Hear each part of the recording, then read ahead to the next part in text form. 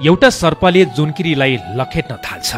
धेरै बेर लखेटिएपछि जुनकिरी थाकेर उभिन्छ र सर्पलाई सोध्छ, के तिमीलाई मात्र म 3वटा प्रश्न सोध्न सक्छु? सर्पले सहमति जनाउँदै भन्यो, हुन्छ ल सोध।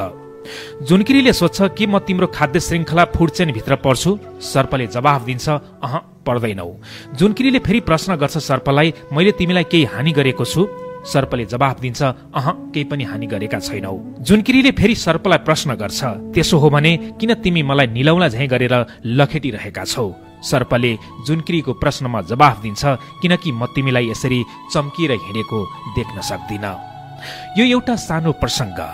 तपाईँ हाम्रो जीवनमा पनि सर्प जस्तै सर्परूपी मानिसहरू तपाईँ हाम्रो जीवनमा प्रशस्तै हुन्छन्। उनीहरूको लागि हामीले केही गरेका हुँदैनौँ। उनीहरूको जीवनमा असर हुने काम हामीबाट कहिले भएकै हुँदैन।